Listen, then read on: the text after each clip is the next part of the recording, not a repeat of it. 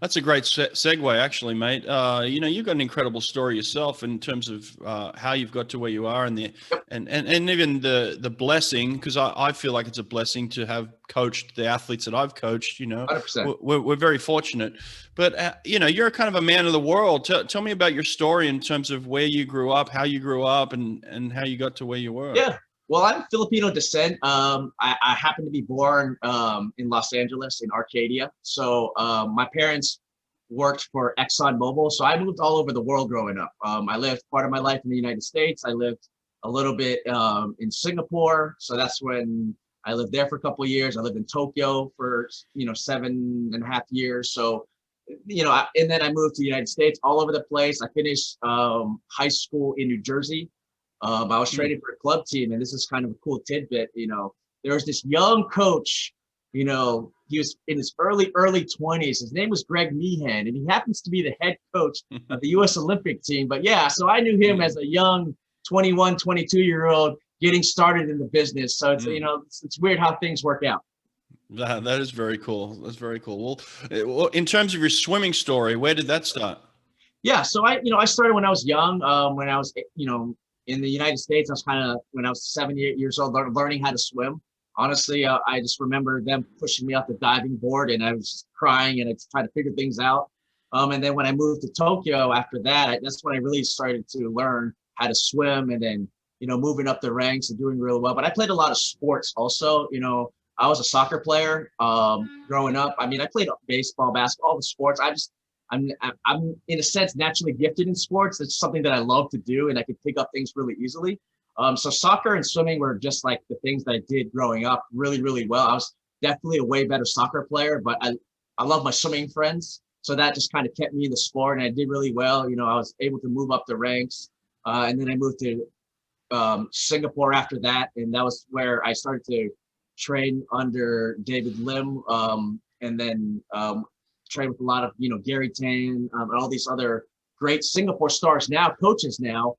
So that's where I elevated, got better and better, and then I moved back to the United States, and I wasn't the greatest swimmer. I was a junior national swimmer, so I was good enough to be go to college and swim in the United States. So that was an opportunity, and I happened to go to West Virginia University. It was back in the time, late 90s, early 2000s, the internet was going on, but recruiting was a lot different. You really was just a phone call and letters and that type of thing. So I didn't know anything. I didn't grow up in the US. I grew up in Asia. So I didn't know what recruiting was. I didn't know anything. I was like in New Jersey, that's all I knew. And maybe Pennsylvania and New York, that's all I really knew. So recruiting, I remember, getting recruited by Maryland. I was recruited by Michigan, and talking to John Urbanchik. I was like, man, I don't understand this guy. So I was like, I'm not going to Michigan. It's too cold. And, things like that. And I just happened to go to West Virginia because my friend went there. I knew nothing. I just told my parents, I'm going here.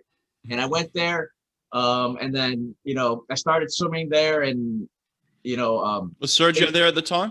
no, it was right before he was Eric McElwain before that.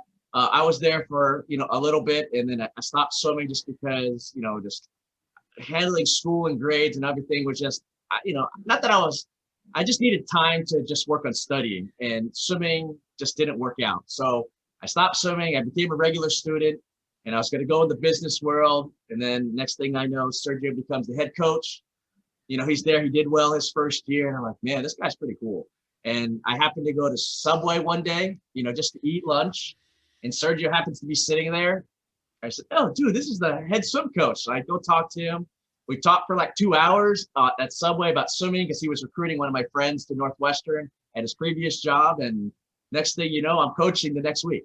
And then I'm just a student assistant coach, and I'm just working my way up. And then, so that was just kind of how everything happened. It was just all organic. I didn't expect to be a swim coach. I thought my sporting life was over after that. And I just kept on going. And I happened to, work my way up in 2008. I went to the Olympic Games. So I happened to see you when you won, your gold medal with Cesar Cielo, and you were celebrating. I was like, man, I want to be like that. Because I was 25 years old. I had no idea what I wanted to do with my life, but I was like, that looks awesome. And after that, I worked my butt off. Being at the Olympics, watching Michael Phelps win 8 gold medals, that was like an experience in itself. I was sitting in the stands, and I just couldn't believe it. And like LeBron James and Kobe Bryant, and all these guys are sitting next to me. I'm like, this is what I want to be like. So that's kind of how things started. I just kept on working my butt off each year. And then, I just happened to have a swimmer named Caleb Dresser show up in my life, and we created, beautiful magic. And then I went to Texas A&M as a new opportunity, just because I wanted to try something new, see if I really loved the college level and coaching college and recruiting and that type of thing. And then Shane Costas moved into my life, and then Vero Gastadello. So things are just, I'm blessed to have the opportunities to coach some of the most talented swimmers in the world. I truly believe it's all about timing and about, creating relationships. And, if you can create great relationships with your swimmers, who knows what's possible.